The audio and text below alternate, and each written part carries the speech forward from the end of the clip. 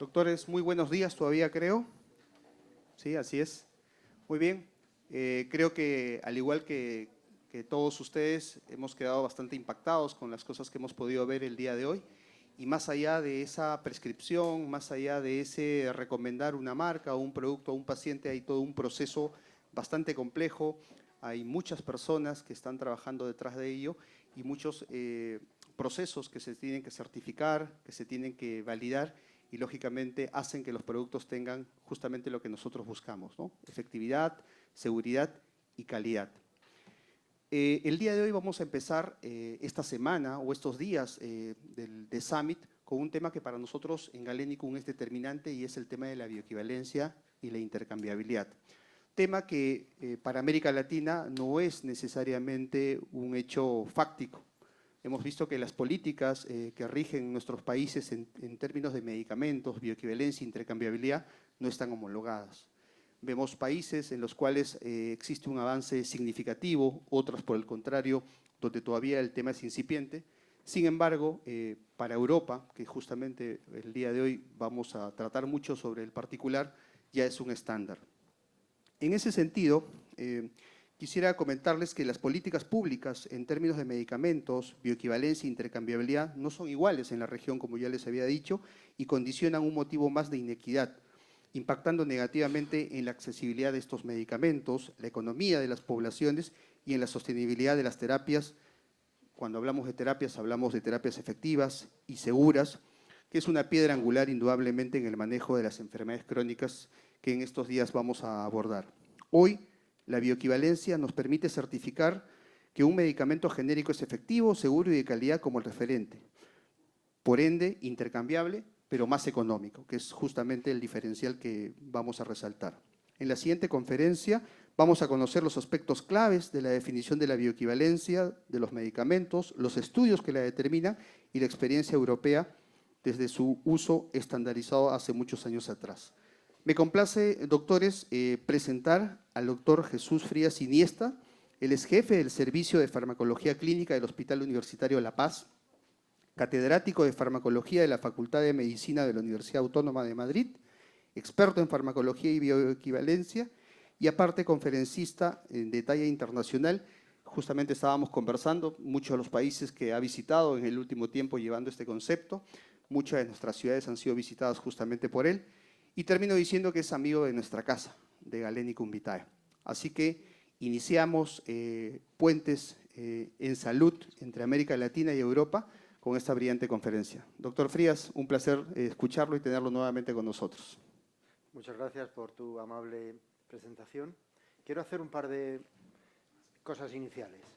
Yo ya no soy el jefe de servicio de Farmacología Clínica de La Paz, porque por suerte estoy jubilado. Y entonces ahora disfruto de tiempo libre para estar con ustedes no solo hoy, sino también mañana y pasado, y para estar con mi familia y viajar más que antes, o al menos a sitios distintos. Sí sigo siendo catedrático emérito de la Facultad de Medicina y sigo dirigiendo algunos cursos de investigación clínica y sigo teniendo algunos proyectos de investigación privados porque al dejar de ser empleado público tuve que dejar los proyectos de investigación financiados con fondos públicos europeos que tenía. La segunda cosa es que en mi vida profesional, que han sido 42 años trabajando en La Paz y en la Facultad de Medicina, pues he sido conferenciante o ponente muchas veces. Muchas veces era el más joven, de mediana edad, y cada vez soy el más mayor de la reunión. Esto significa que a pesar de todo les llamaré a ustedes de tú o de usted. Es muy difícil para mí llamar a todo el mundo de tú. No hay diferencia para mí y ustedes me pueden llamar como quieran. Me pueden interrumpir en la conferencia en algún momento si lo estiman necesario y yo ya veré si ese es el momento de responder a la pregunta o a lo mejor está respondida dos o tres diapositivas después.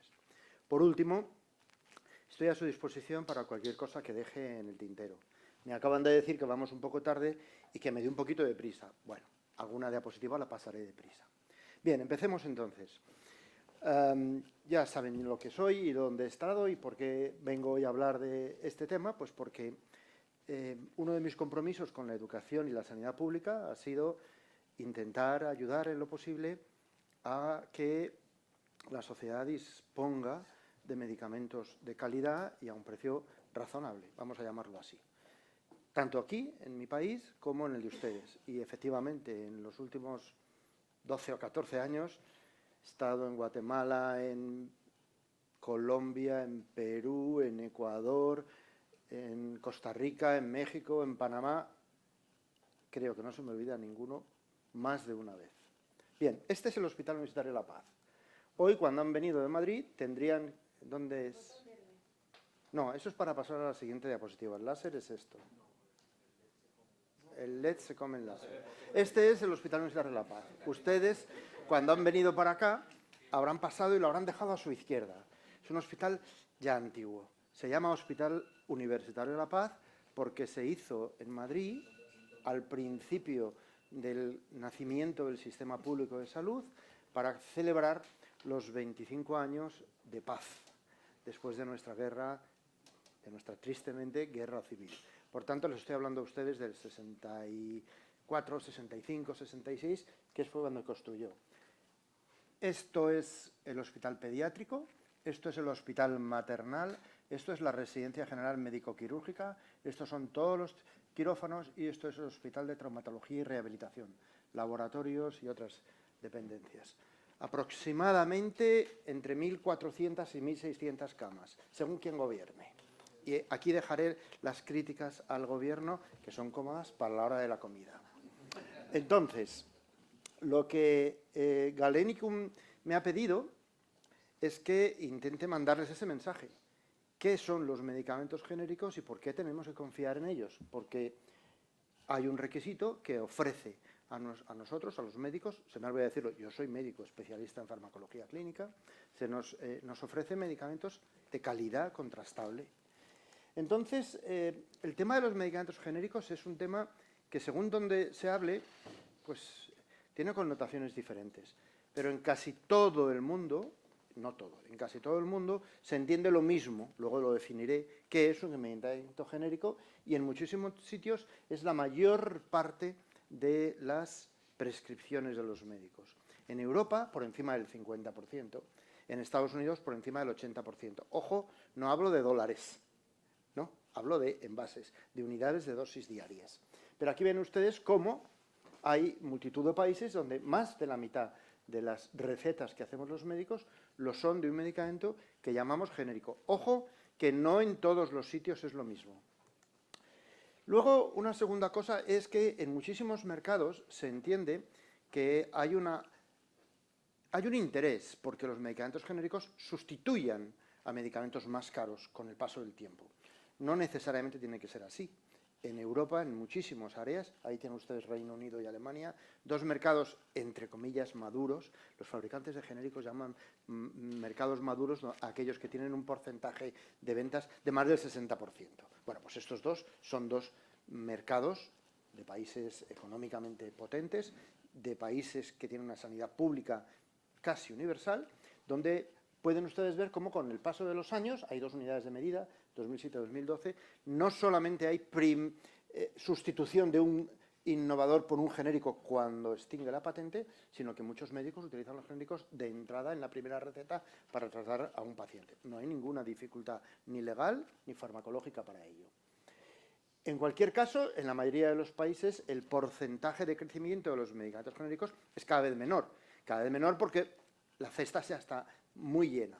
En España, por ejemplo, todavía se crece a un porcentaje del 10, a veces del 15%, que algunas veces es juzgado como insuficiente por las autoridades sanitarias y por los fabricantes de genéricos. Aquí tienen ustedes las cifras en nuestro país, más en términos de unidades, como las unidades han ido creciendo, es la línea azul, mientras que los costes han ido también creciendo, pero es la línea roja. Esta diapositiva nos sirve para decir que a un porcentaje del consumo de las prescripciones de genéricos en España, que actualmente sea más del 50%, sin embargo, los costes, la repercusión para el sistema es de menos del 30%. Aquí abro una ventana.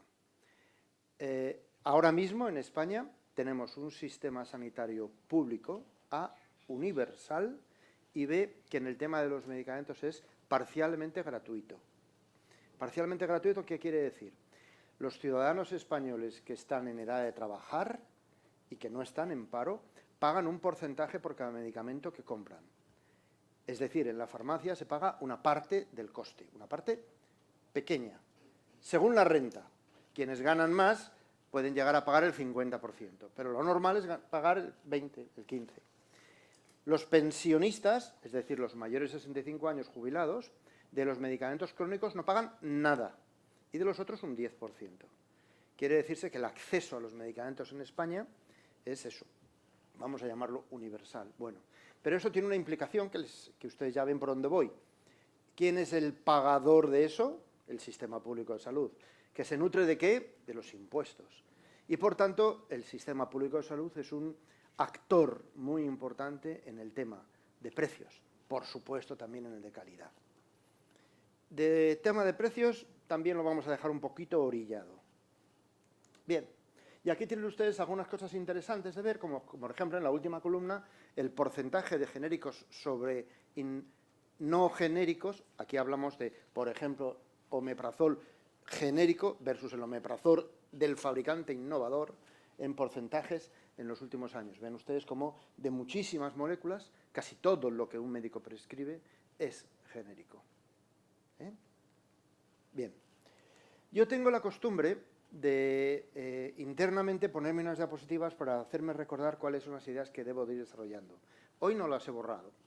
Anoche, cuando acabé de preparar la presentación, dije, bueno, aunque yo ya me las sé, voy a dejarlas puestas para que de alguna manera sirva de recordatorio y intente que ustedes me sigan en la conversación de las charlas. Bien, la idea número 1 que yo quiero trasladarles a ustedes es que los genéricos en Europa suponen una parte muy importante del mercado farmacéutico, y esto es importante, sin que durante años haya habido problemas de eficacia o seguridad.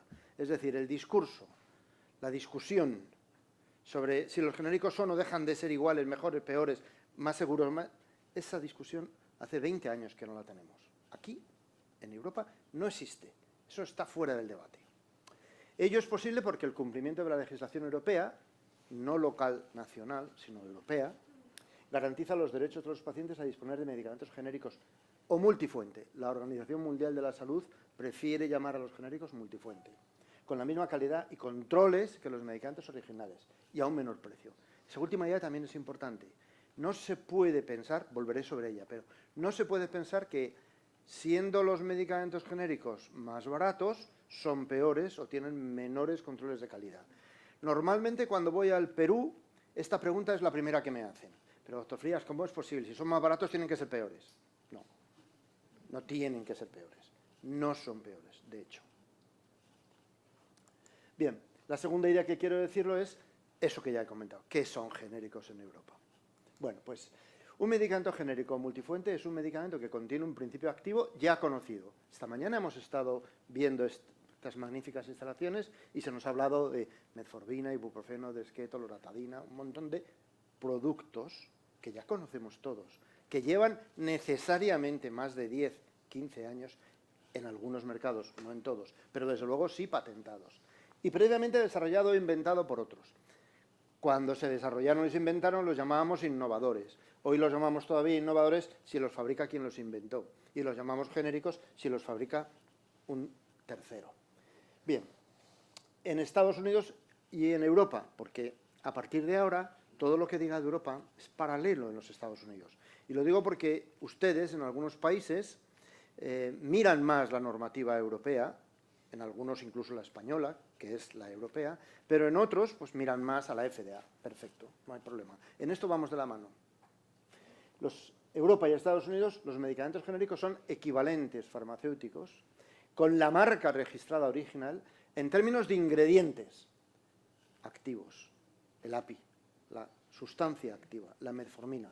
Pero pueden diferir, y de hecho difieren, de otros componentes como los saborizantes, estabilizadores, excipientes, y además en el proceso de fabricación. No los fabrica quien lo inventó, sino un tercero.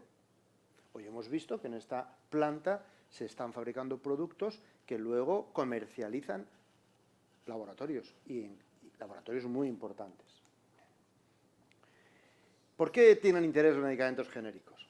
Pues porque uno de los mecanismos potencialmente capaces de limitar el gasto farmacéutico, que es un gasto muy importante, en España el gasto farmacéutico viene a ser, si no recuerdo mal, entre el 17 y el 25% del gasto sanitario, que es el más importante de todos los gastos de la partida de presupuestos del Estado. Bueno, pues decía, uno de los mecanismos potencialmente capaces de limitar el gasto farmacéutico es la convivencia en el mercado de medicamentos originales e innovadores, protegidos o no por patente. Antes le preguntaron a Alex la duración de la patente. En caso de medicamentos, además de la patente y esa extensión que él dijo, por razones de estudios pediátricos, planes de investigación pediátrica, etcétera, también existe la posibilidad de que se extienda no la patente, sino el periodo de protección del medicamento porque hayan utilizado datos obtenidos después de la patente para nuevas indicaciones. Se llama extensión por protección de datos. Bueno, vienen a ser 20 años desde que se patenta, que no desde que se comercializa por patente, con otros medicamentos llamados multifuente genéricos que suelen tener un menor coste que los originales porque no se ha gastado el desarrollo clínico del producto. Muchos proveedores, en Europa los sistemas públicos, pero en sus países las aseguradoras, las cajas de salud, las mutuas o las sociedades han favorecido la presencia en el mercado de medicamentos multifuente con el objetivo de abaratar los costes, sustituyendo a los medicamentos originales habitualmente más caros. Hasta el punto de que en algunos países hay estrategias para fomentar el uso de los genéricos. Y un aspecto entonces de interés creciente es poderle asegurar al ciudadano y a los médicos que esos medicamentos de coste más ajustado pueden ser utilizados con tranquilidad por los pacientes, con seguridad por los médicos que los prescribimos y por la sociedad que los utiliza. Bien, por tanto, la demostración de bioequivalencia, y ahora diré que es bioequivalencia, de los medicamentos genéricos es de gran importancia, porque en teoría cualquier medicamento genérico, multifuente, debe de ser bioequivalente con su contraparte y, por tanto, intercambiable. Matizo. Bioequivalente es un argumento técnico. Se es o no bioequivalente de acuerdo a una norma. Esa norma puede ser pobre, intermedia o alta, pero es una norma, tiene que estar escrita. Intercambiable no. Intercambiable es un concepto que nos hemos sacado de la manga, que utilizan muy bien las autoridades reguladoras para decir, este es bioequivalente, perdón, este es intercambiable. Y a nosotros lo que nos interesa es que cuando se nos dice que algo es intercambiable, lo sea en base a un argumento o a otro. ¿Entendido ahí? No son la misma cosa. Bien, yo tenía, no sé si las he puesto, algunas diapos, estas sí voy a pasar deprisa. Mire, estas son las políticas europeas para estimular el uso de genéricos. Les voy a hablar de España, por ejemplo. En España los medicamentos genéricos, por ley, salen al mercado costando un 30% menos que el innovador. Si no, la autoridad no los autoriza. Y segundo, ese precio se puede mantener 6 meses. A los 6 meses hay libre mercado. Por tanto, si Galenicon saca un producto genérico en España, ya sé que Galenicon Vite funciona fundamentalmente fuera, pero si lo saca aquí, le tiene que sacar con un 30% menos de descuento. Pero el segundo que llega dice, uy, este lo vende con un 30%, yo voy a bajar al 40%. Inmediatamente se monta la mundial porque todo el mundo empieza a bajar. Esa es la política de las autoridades reguladoras, forzar a la industria a bajar, hasta el límite en que ya no se pueda bajar más, que supongo que es donde estamos, ¿verdad? Claro, por eso digo. Pero hay más cosas. A los médicos nos piden que prescribamos con principio activo. Y a los farmacéuticos les obligan a que si llega una receta por principio activo, den la más barata. Y eso es lo que está ocurriendo en toda Europa con diferentes políticas. Cuando usted habló respecto a que era elegible el tema del uso de los genéricos, aquí, lo pregunto aquí para yo extrapolarme a mi país, que es Dominicana. República Dominicana. Aquí los genéricos tienen que tener estudios de bioequivalencia. Lo vamos a decir después, claro que sí. Claro que sí. Bueno, entonces, políticas europeas para favorecer. Ay, perdón. Vaya por delante 2 cosas que no he dicho. Por eso he dicho que vamos a tratarnos como compañeros y interrumpirme cuando haga falta. Todas las diapositivas las tiene mis compañeros de Galenicon y amigos para hacerlas llegar si las necesitan. Segunda cosa, me llamo jesús.frias@uam.es para cualquier comentario que quieran. producto pues, a la parte activa es claro, realmente donde uno ve que pueden haber los problemas de intercambiabilidades en los excipientes. Claro. ¿Cómo se valora si los excipientes pueden ser Venga, vamos adelante. Voy a contestar con eso, espero que con claridad. Si no, me interrumpen. Vamos deprisa. Entonces, las políticas europeas para favorecer el uso de medicamentos, que son diferentes en diferentes países, básicamente son principio activo, reembolso ligado a precios de referencia. En España, durante muchos años, el Ministerio decía, pago yo y yo tengo la sartén, el fuego y el aceite, pues el máximo que pago por un paracetamol es esto. Ustedes pongan el precio que quieran, pero el máximo que pago es esto. Puesto que, como he dicho antes, casi todo el gasto farmacéutico en España va a cargo del sistema. Políticas de estímulo a la prescripción, a la dispensación de genéricos, con incentivación o no. A los farmacéuticos se les incentivaba, se sigue incentivando. A los médicos se les exige, pero no se les incentiva. Y sustitución obligatoria en farmacia, en el caso de España. Tercera idea. ¿Y qué es lo que avala esta calidad que nosotros debemos exigir? Pues que el tratamiento para los medicamentos genéricos desde un punto de vista administrativo es exactamente el mismo que para un innovador. O sea, no hay una primera línea de Liga de Oro, primera división para estos y una segunda división para aquellos. No. La autoridad reguladora en Europa, que es la Agencia Europea del Medicamento, de acuerdo con los Estados Unidos y con Japón y la ICH, exige una documentación que es exactamente igual en su organización, que son los diferentes módulos de lo que llamamos el Common Technical Document. Y aquí lo que ocurre es que, evidentemente, de esos módulos, los medicamentos genéricos solo tienen que cumplimentar dos, pero los dos más relevantes. El primero, el de la calidad de fabricación, porque acabamos de decir que fabrica uno distinto que antes. Y el último, el del estudio de bioequivalencia, que permite sostener en Europa que es intercambiable. De facto, en el Common Technical Document, un documento innovador tiene que presentar 5 módulos. Cuando se habla de los medicamentos genéricos, presentamos un módulo 2 de calidad o 3 de calidad y uno de clínica, que es el estudio de bioequivalencia. ¿De acuerdo? No hay que presentar, Galénico no tiene que presentar cuando solicita una autorización los datos de toxicidad del paracetamol. Llevamos 60 años utilizándolo, ya lo sabemos. No los tenemos que volver a hacer. De ahí que sea más barato el desarrollo clínico de un medicamento genérico. Pero la calidad no, la calidad debe ser la misma. Yo aquí no quiero extenderme mucho. Primero porque nosotros somos médicos y los temas de calidad les competen más a otros especialistas sanitarios, farmacéuticos. Y segundo porque esta mañana ya hemos visto a grandes rasgos qué controles de calidad se hacen en una fábrica de productos de medicamentos. Pero hay una calidad que afecta al principio activo, hay una calidad que afecta al producto final acabado, hay una calidad que afecta a la disolución in vitro, sobre esto volveré después, que ustedes han visto hoy una demostración magnífica de cuántos de un laboratorio, al menos el primero que yo he visitado en el grupo C, donde se podían ver las herramientas disponibles, que eran muchas y montadas en serie, para hacer estudios de disolución in vitro a diferentes pHs, con diferentes velocidades, etcétera, etcétera. Lo hemos visto todo. Y luego una exigencia de pruebas de calidad que también nos han dicho que se hace. Voy rapidísimo. La exigencia de calidad, el principio activo, pues tiene que ver con el cumplimiento de farmacopeas y con la exigencia de Drug Master Files que se compran junto con el producto al fabricante original de la materia prima si no es el mismo fabricante. Y esta mañana ya se ha dicho aquí que se compra pues, en China, en la India, donde no lo fabriquen, pero con un Drug Master File, ojo y aviso.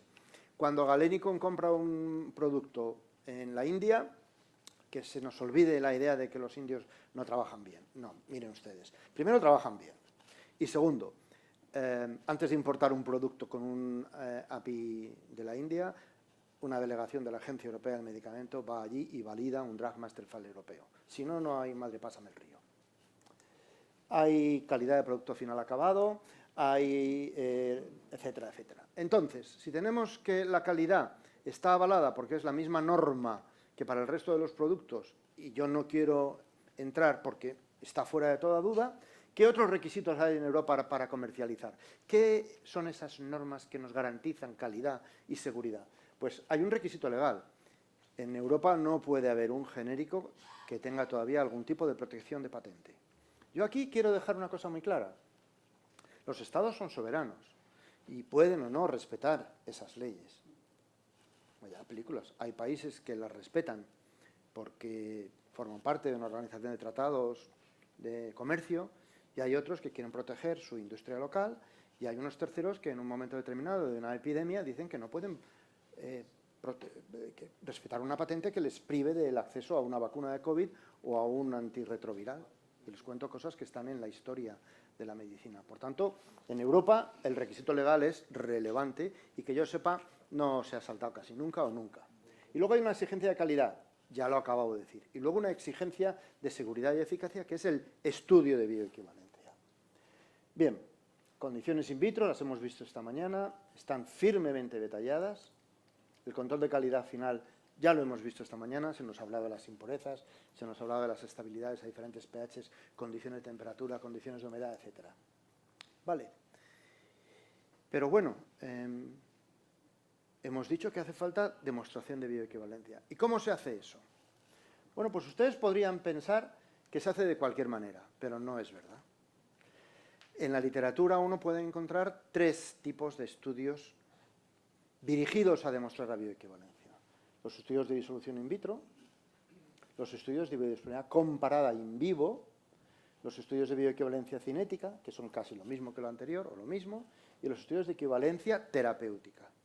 Esos son los mecanismos que hay recogidos en la literatura. Cada uno puede decir que le vale cualquiera de ellos, pero no es cierto.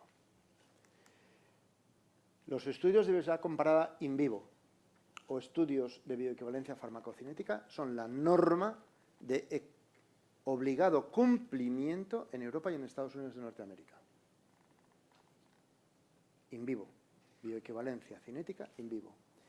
Los test de disolución in vitro pueden servirnos para un grupo pequeño de medicamentos que son los BCS1. Pero quiero decirles a ustedes, porque he estado en algunos congresos fundamentalmente en Centroamérica, que hay muchas empresas norteamericanas que van ofreciendo en estos congresos la idea de que los test de disolución in vitro son mucho más baratos y equivalen a los test de disolución in vivo. Nada más lejos de la realidad. Los test de disolución in vitro pueden servir para que con una bioexención justificada y no tan fácil de conseguir, la EMA o la FDA acepte un producto. Pero es un producto de los que llamamos, los farmacéuticos llaman, de alta solubilidad y de alta permeabilidad. Y estos son menos del 10% del total de los productos. Por tanto, pensar que una disolución in vitro va a conseguir un registro de un genérico no es cierto. Podrá hacerse, pero es la excepción y no la norma. La norma es bioequivalencia in vivo. ¿Qué ocurre si el medicamento no se absorbe? Pues no podemos hacer una disolución in vivo. ¿O qué pasa si el medicamento tiene acción local, digestivo o recto, que son los más habituales? Pues a lo mejor la autoridad nos aceptará, ojo, la norma sigue siendo la norma y la excepción la excepción. Esto es la excepción. La autoridad nos aceptará un estudio de equivalencia terapéutica, que ustedes se pueden imaginar es más costoso, más lento, más variable. Bien, en Estados Unidos y en Europa, la bioequivalencia entre formulaciones, llamada bioequivalencia cinética, es la norma y se utiliza un estudio in vivo. ¿Y por qué otros países no quieren hacer esto? Y ahora les hablo a ustedes. ¿Por qué sus países quieren ir despacio en esto? Por múltiples razones. Oigan, y todas comprensibles, pero no, se pueden entender, pero no aceptar tan fácilmente. Y se lo digo yo que he ido muchas veces y he presentado estos datos, que luego verán que tengo muchos datos, a agencias reguladoras de diferentes países. Ecuador, Colombia, Perú. Hace años estuve en Costa Rica e hicimos un curso para todos los países caribeños y había gente de Dominicana. Bueno, ahora iba a eso. Entonces, otros países incorporan otras cosas. Por ejemplo, ¿se puede pensar razonablemente en cambiar todo un mercado farmacéutico a un mercado farmacéutico con exigencia de genéricos en 1 año, en 2 años o en 3? No. ¿Qué se puede aludir? Muchas razones económicas de protección a la industria local o sanitarias de oferta a la ciudadanía. muchos países lo que están haciendo es incorporar unas cosas que llaman listas negativas y listas positivas, en las que los medicamentos de estrecho rango terapéutico se les exige ya bioequivalencia, y a los que no son de estrecho rango terapéutico y con amplia seguridad, pues por ahora como ustedes quieran. Pero no nos podemos engañar, eso no está bien. Y además no veo yo por qué no se le debe de ofrecer a los ciudadanos la seguridad plena de que todos pasan por un alto estándar de calidad. No por uno intermedio ni por uno ya veremos porque no te va a pasar nada. Porque el problema de que no te pase nada es que a lo mejor tampoco te hace ningún bien. O sea, luego vamos a poner las cosas claras. Entendemos que en muchos países hay propuestas para establecer definiciones y regulación light, pobres. Pero no se nos oculte, Europa y en Estados Unidos tienen las farmacias llenas de productos que han demostrado su calidad, y aquí la exigencia sigue siendo la máxima. Vale, bueno, entonces, ¿cómo se puede demostrar bioequivalencia? Pues ya les he dicho las tres cosas. A mí lo que me interesa es que se acuerden ustedes de la última línea de la diapositiva. Cuando en un país como ustedes, el suyo, por ejemplo Panamá, en la caja pone que es bioequivalente, es insuficiente. No vale con que diga que algo es bioequivalente. Hay que saber si esa bioequivalencia, que recuerden ustedes, es un concepto técnico, responde a una bioequivalencia in vivo o una bioequivalencia in vitro, mucho más pobre e insuficiente. Por tanto, los requisitos de la bioequivalencia deberían estar sujetos en las normas de cada país a normas claras, públicas y transparentes. Bueno, ¿y por qué en Europa podemos decir que lo tenemos hecho? Pues porque la normativa europea para demostrar bioequivalencia exige hacer uno o varios estudios. Y esa exigencia, además, no es la que el investigador quiere. No puedo hacer los estudios de equivalencia como a mí me dé la gana, sino que los tengo que hacer de acuerdo a una norma. En español, o en castellano, como ustedes quieran, cuando hablamos de... traducimos del inglés la palabra guideline, la solemos traducir por recomendación, algunas otras veces por directriz. Bueno, pues olvídenlo. No, la guideline europea sobre estudios de bioequivalencia es de obligado cumplimiento, es ley. Si yo no la hago, bueno, ninguna empresa me contrata para hacer el estudio de bioequivalencia, pero es que mis datos no valen para nada. Y la norma europea de la EMA, ahora la tienen ustedes gratis para leerla en la guía, en la documentación. Esa es la referencia. CPMP, QWP, esto es Comité de Seguridad de Medicamentos, equipo Working Party on Quality, Working Party on Efficacy, y el documento, la última revisión es de enero de 2010, parte de un original del 98. Todos los estudios de bioequivalencia después del año 98 se ajustan a esta norma. Antes, entre el 92 y el 98, a otra menos exigente. Y la Guideline on the Investigation of Bioequivalence, no se crean ustedes que dice cosas banales. No, dice cosas durísimas. Nos dice que para considerar dos cosas bioequivalentes tenemos que demostrar que en términos de velocidad de absorción y de extensión, cantidad, son equivalentes. Bueno, ¿y qué es equivalentes? Dentro de unos límites predefinidos, no los que usted quiera cuando usted quiera, sino hoy y ahora, y además para todos igual. ¿Qué más nos dice? Nos dice que tenemos que calcular una curva de concentraciones versus tiempo, que es la que nos va a permitir calcular la tasa y el grado de absorción.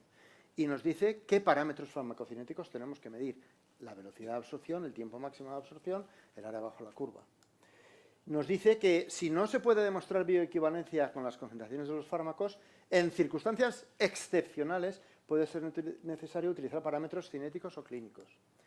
La guía nos dice todo esto, es decir, ustedes saben perfectamente que nadie nos va a decir cómo auscultar a un paciente, ¿verdad que no? Ni cómo explorar un hígado, ni cómo hacer lo que sea. Pero estos señores sí nos dicen cómo debo de diseñar el estudio, qué debo de elegir como referencia, cuántos y qué tipo deben de ser los voluntarios participantes, cómo debo de conducirme durante el estudio, qué debo de medir, qué dosis debo de utilizar, qué metodología analítica debo de analizar, cómo evaluar los resultados, qué hacer con los fármacos de estrecho rango terapéutico o los con altamente variables. Es decir, no me dicen, diséñalo como tú sabes. Me dicen, aquí. Nos dice que es un diseño 2×2.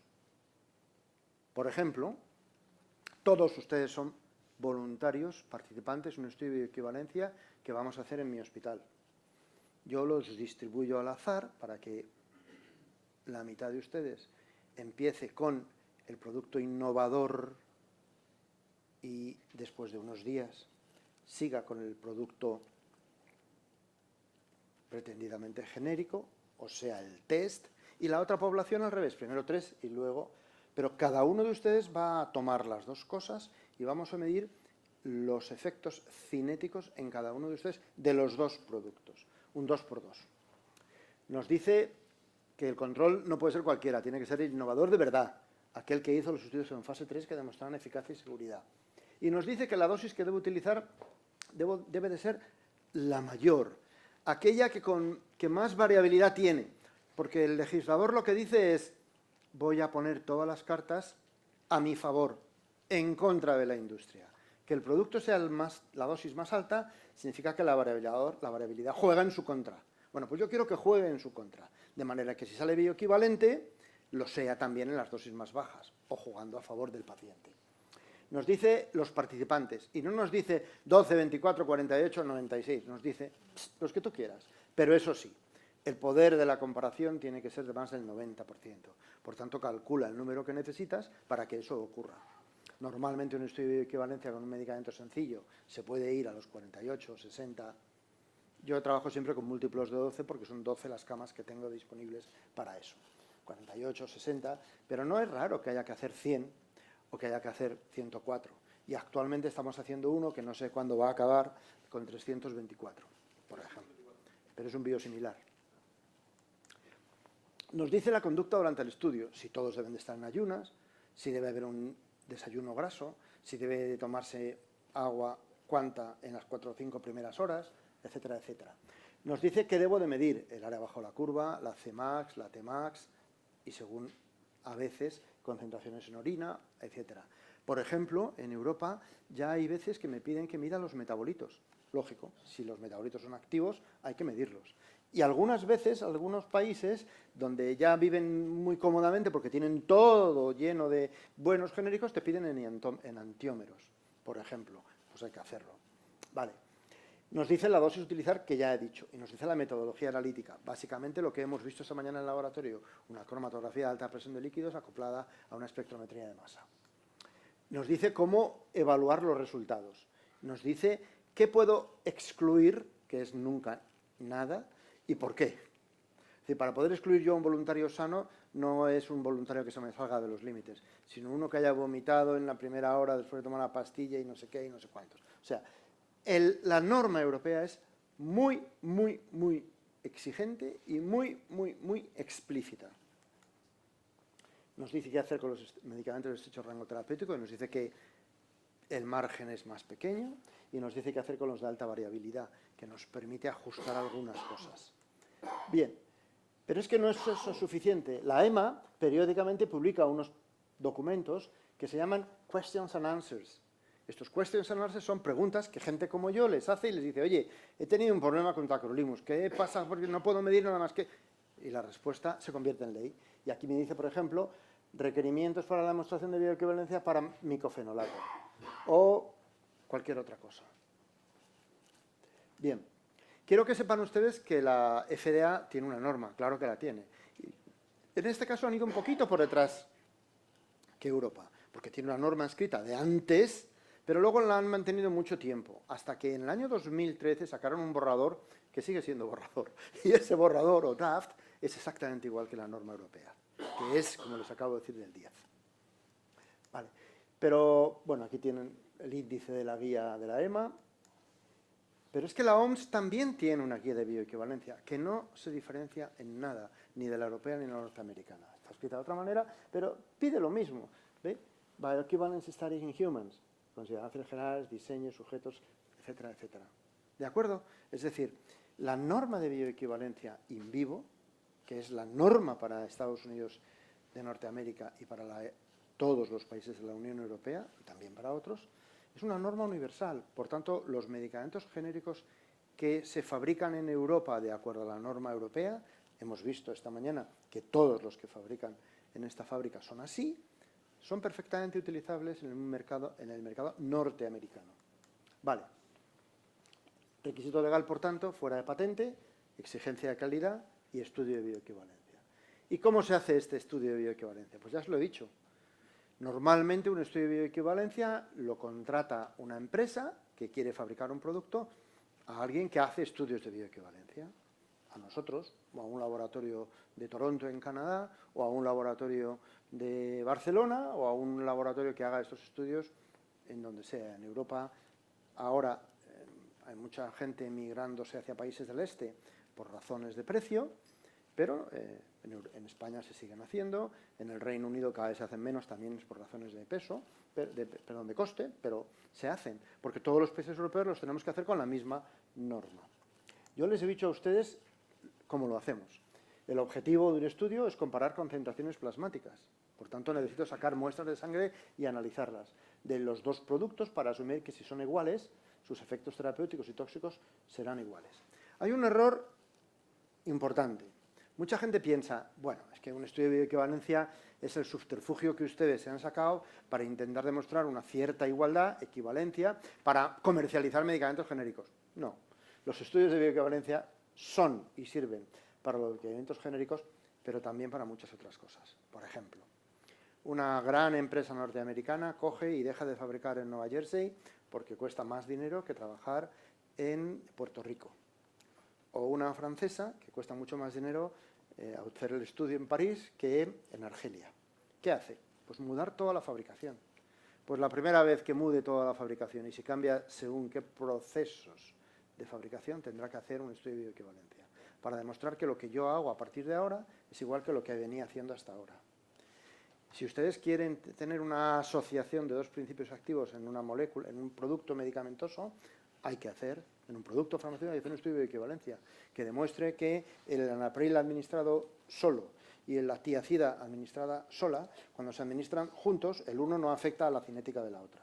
Por tanto, la norma de bioequivalencia no es para medicamentos genéricos, es para demostrar bioequivalencia entre dos productos farmacéuticos. Y se hace en todo el mundo, no solo para productos genéricos.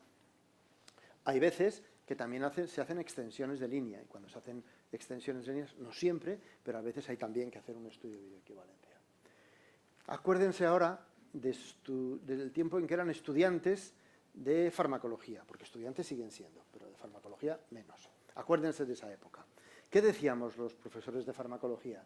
Que la acción de un medicamento requiere que haya una concentración adecuada de este en el medio que baña el órgano y que para la mayoría de los medicamentos la cantidad de medicamento en ese momento, en ese sitio, era un indicador de la intensidad y de la duración del efecto. O sea, la concentración que nos interesa es la tisular y si no podemos medirla, la plasmática. Que esto, lo que acabo de decirles, viene reflejado aquí. El medicamento se absorbe, se distribuye, se metaboliza, se elimina, pero tiene un equilibrio en plasma. Y de ese equilibrio en plasma depende su efecto. De tal manera que todos los medicamentos, cuando se administran en dosis única por vía oral, alcanzan un periodo en el que hay predominio de la absorción, luego un periodo en el que hay predominio de la distribución y otro periodo en que hay predominio de eliminación. Y el tiempo que está el medicamento en el plasma, el tiempo es de aquí a allí, pero la magnitud que nos interesa es la cantidad, que se llama área bajo la curva. Pues bien, un estudio de bioequivalencia, y aquí vienen las normas, los años en que las hemos hecho, un estudio de bioequivalencia es esto. Coger y decir, imaginémonos que ustedes son todos los voluntarios. Pues cuando acaba el estudio, yo tengo 7, 8, 10, 15 puntos de extracción de cada uno de ustedes del día que tomaron un medicamento. Y 15, 16, 20 puntos de extracción de cada uno de ustedes del día que tomaron el otro medicamento. En una secuencia, primero uno y luego el otro, o en otra secuencia, primero el otro y luego el uno. ¿Entendido? Pero tengo 30 curvas del medicamento A, referencia, y 30 curvas del medicamento B, test. Y lo que tengo que hacer es compararlas. Ni más ni menos. Por eso se llama bioequivalencia in vivo. ¿Qué hago yo? Analizar el área bajo la curva, la concentración máxima, el tiempo para alcanzar la concentración máxima, la cantidad de área extrapolada que hay entre el último punto que he extraído y el siguiente. Tengo que diseñar bien el estudio para que esto sea lo menos posible. Tengo que diseñar bien el estudio para que la Cmax sea lo más fiable posible. Por tanto, aquí hay muchos puntos. Por tanto, en un medicamento que tenga una vida media de menos de un día, pues yo ingresaría a los voluntarios 2 o 3 días en la unidad y les haría 18, 20, 22 puntos de extracción de sangre. Los primeros, los primeros 16 se sacan con una palomilla y luego se hacen punciones ad hoc para cada cosa. Bien, luego tengo que analizarlos 5 minutos, luego tengo que analizarlo estadísticamente. Hay un método que es el que me recomienda la FDA y la EMA, que es un análisis de la varianza considerando test, referencia, periodo y secuencia. Y luego lo que tengo que hacer, y esto es lo que les ruego la atención, es calcular cómo de parecidos son. Y el cómo de parecidos son es dividir en cada caso individual el área bajo la curva o la Cmax del test partido por la referencia. En usted, un día, el test me dio 19.324 nanogramos milímetro hora y otro día me dio 23.000.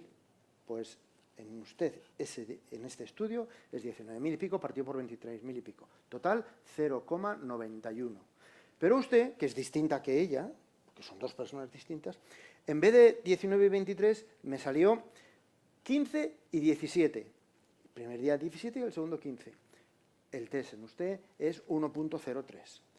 ¿Cómo sabemos si su 0,91 y su 1,03 son suficientemente parecidos? Pues porque la ley, la guía, nos dice que tenemos que calcular el intervalo de confianza y esos ratios deben de estar muy, muy cerca del 20%. Si queremos, ahora discutimos por qué en teoría diferencia el 20% y ahora voy a explicarles por qué en teoría. Una teoría del 20% es o no relevante o irrelevante. Mira, aquí tienen ustedes ejemplos, por ejemplo, para clopidogrel y Plavix, y es el ejemplo que les acabo de decir a ustedes.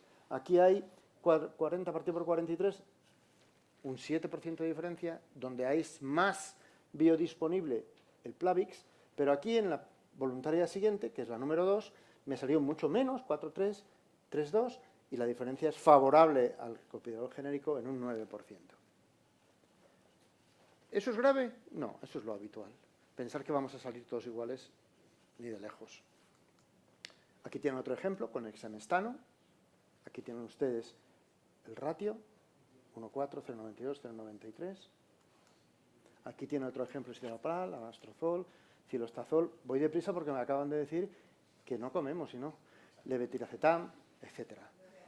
Lo que nos dice la norma europea es que el intervalo de confianza debe de estar más o menos, dentro del 20%. Y el intervalo de confianza significa que yo tengo de ustedes 30 ratios.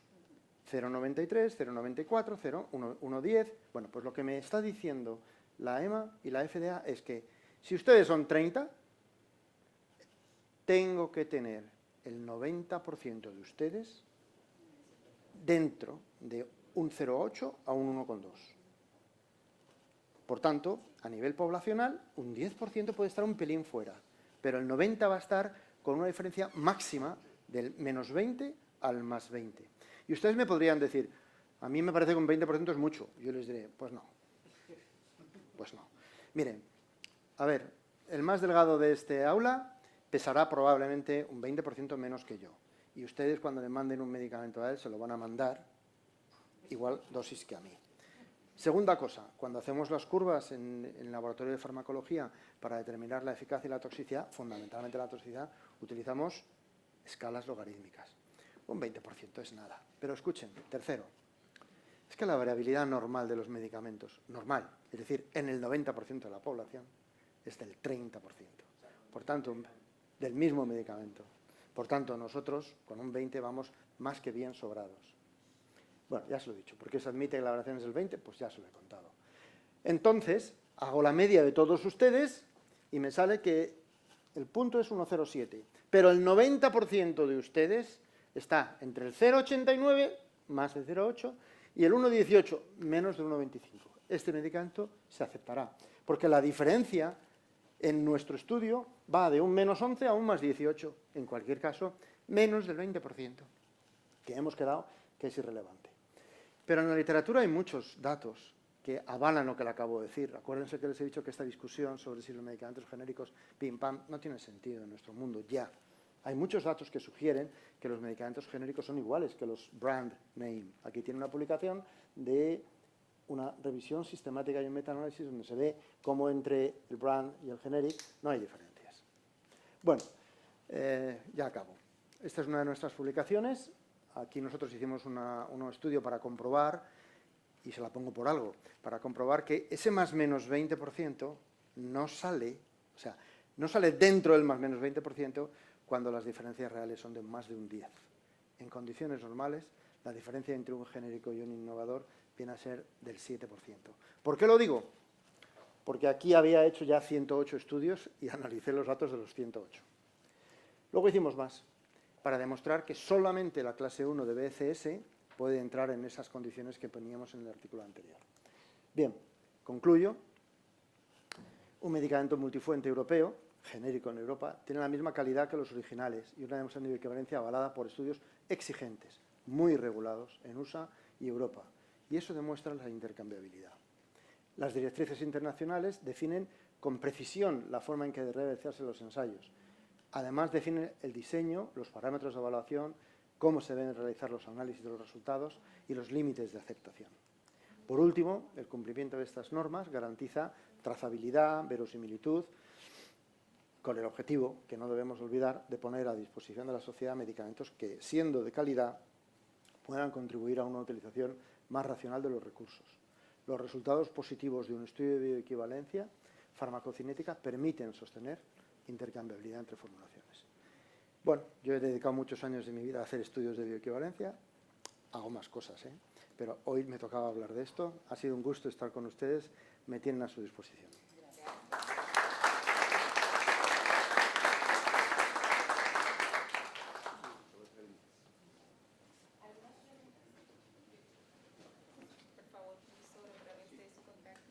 jesus.frias@uam-universidad-autónoma-madrid.es. Quiero decirles, vosotros mantenerme al tanto de lo que hay, quiero decirles que voy a intentar comer con ustedes y me voy a Barcelona también a estar un fin de semana más de relax que el de ustedes, pero voy a estar relajado. Quiere decirse que preguntas que se nos queden en el tintero las podemos hacer luego.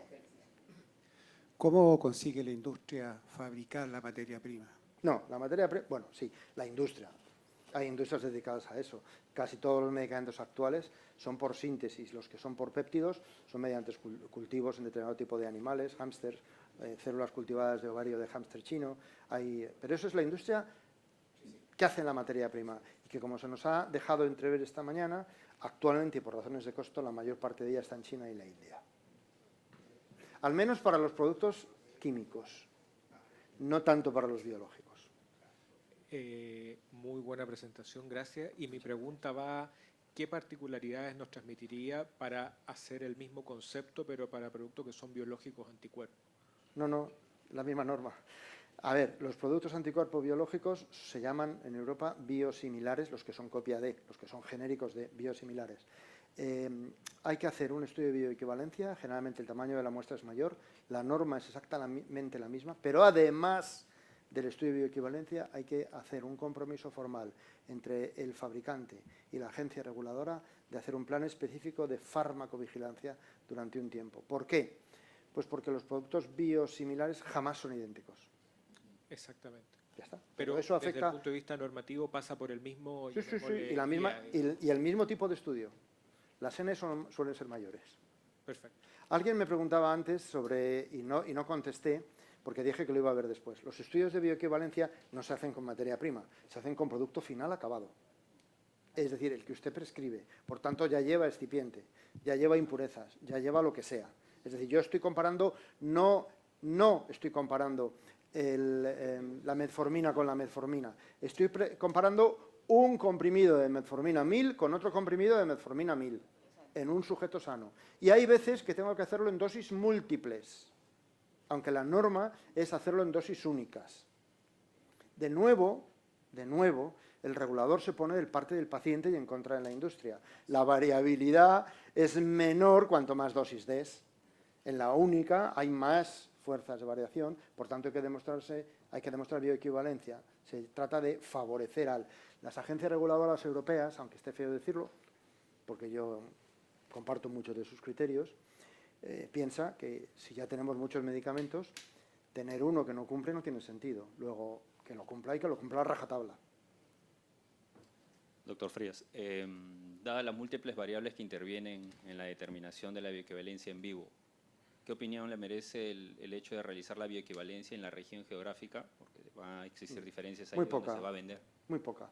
Primero, difícilmente compatible, pero técnica y científicamente las diferencias genéticas que afecten al metabolismo de los fármacos son muy pequeñas. Es decir, no sabemos que lo que en el blanco europeo caucasiano se metaboliza por 3 a 4, en el quechua aymara peruano se metaboliza por otra vía. No, no es cierto. Y de hecho los estudios que tenemos no demuestran variación importante. Hay algunos países donde se ha intentado hacer algo parecido a eso, pero no es razonable. ¿Sobre la bioequivalencia parenterales? Sí, lo que pasa es que los medicamentos que se administran parenteralmente, que son solución, no necesitan bioequivalencia, porque lo que hay es lo que hay. Los que son suspensión o dispersión, sí. Gracias. Perdón. ¿Qué papel tendría para la aplicabilidad clínica los estudios de farmacogenómica que hoy para metabolizadores lentos y rápidos? Pues usted lo sabe como yo. Hace 25 años todos pensábamos que íbamos a ir a la calle con una cadena, una chapita donde pusiera lo que éramos. Hoy lo que sabemos es que ni para 3 a 4, que hay muy pocos marcadores, ni para 2 de 6, que sí los hay, ni para 2 C9-19, que también los hay diferencias importantes. Es cierto que para algunos medicamentos hemos encontrado diferencias, algunos psicofármacos, pero del orden del 6 al 10% de la población. Es muy difícil pensar que eso se vaya a generalizar. Nos ha permitido a todos publicar un montón de cosas. Mi opinión, ¿eh? Todos los estudios de bioequivalencia clínicos son en gente sana. Sí. Por ejemplo, yo le voy a dar metformina 1 gramo a alguien que no sea diabético. O sea, le voy a dar metformina a gente que supuestamente está... Lo que el doctor está diciendo es, ¿y no sería mejor hacerlo en la gente a la que se le va a dar? Respuesta. Volvemos a lo mismo, la variabilidad es mayor en los sanos y que nosotros lo que queremos es proteger a toda la ciudadanía. El metabolismo de un mayor que tenga además una insuficiencia hepática o renal, claro que va a ser diferente del de un voluntario sano, pero va a ser diferente tanto para el medicamento test como el medicamento de referencia. Por tanto, no hay diferencia entre hacerlo en voluntarios sanos y hacerlo en pacientes enfermos. No hay ninguna contraindicación, pero la recomendación europea es hacerlo en sanos. Son más accesibles, tienen más tiempo libre porque Exacto, son gente joven. Y no ven raza, sexo o No, nos da lo mismo. Yo normalmente, demografía. yo hago los estudios en Madrid y hace 30 años, pues de 48 participantes que yo metía en el estudio, 47 eran españoles y uno era de por allí, de Iberoamérica generalmente. Para terminar, Ahora, no, ahora de cada 48 tengo a lo mejor 30 españoles y 6 venezolanos. No sigo, pero bueno, me parece muy bien. No, pero me parece muy bien. Si ustedes viven aquí y son de aquí, ¿qué más queremos? Yo, cuando hago una oferta de un estudio de bioequivalencia, le digo a la gente los días que los voy a tener ingresados, las extracciones de sangre que les voy a hacer y los euros que les voy a pagar. No les pregunto si son altos o bajos, aunque, ojo, tienen que tener una talla y un peso razonable y homogéneo con los de los demás, y no, lo que no les pregunto es de dónde son, a mí me da igual, no hay ningún problema. Vuelvo a decir que no hay diferencias genéticas entre nosotros. Las que haya son menos del 2%. ahora, todos los estudios son ciegos, o sea, Doble ciego. Sí, Sí, doble ciego. muchas gracias. Es decir, yo no sé lo que le estoy dando a un chico, me da lo mismo, le damos A o B, ya está. Pero de todas maneras también les voy a decir una cosa, dejen de darle la lata a lo del ciego, es importante pero no lo es tanto.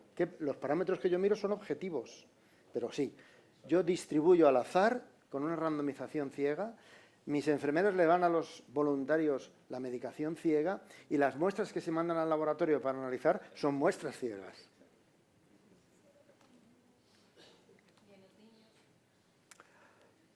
Éticamente tenemos dificultades para hacer estudios en niños. Hay dificultades para incluso encontrar medicación con dosis de niños. Yo en toda mi vida he hecho un solo estudio de bioequivalencia en niños, algunos más de eficacia. La opinión generalizada es que, efectivamente, nosotros estamos trabajando a población adulta y cuando lo hagamos en niños, aunque utilicemos medicamentos bioequivalentes, habrá que ajustar las dosis. Y no siempre es fácil, ni siquiera por el peso y talla, sino por el área. Pero ese es otro problema, que no afecta al mundo del genérico. Es un problema de la investigación en pediatría. De hecho, las autoridades reguladoras europeas, desde hace 10 años, tienen tienen un plan en marcha, que se llama así PIP, Plan de Investigación Pediátrica, en el que hay ayudas fiscales para los laboratorios farmacéuticos que desarrollen productos específicamente para niños, en niños. Estudios en niños, productos para niños. Y hay también eso es lo que ha dicho Alex esta mañana, es una extensión de la patente durante 2 o 3 años. Pero es que además hay ayudas financieras para financiar los estudios de desarrollo en niños. Y además existe ya la exigencia de que si la indicación de uso va a ser específicamente en niños, los estudios hay que hacerlos en niños. Pero hablo de los innovadores, no de los genéricos.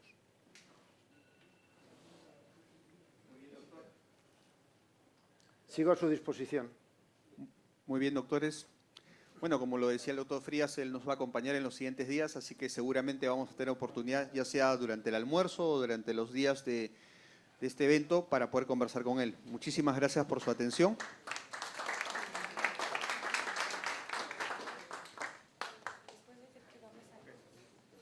Muy bien. Ya el bus nos está esperando, así que salimos con todas nuestras cosas. En esta oportunidad sí.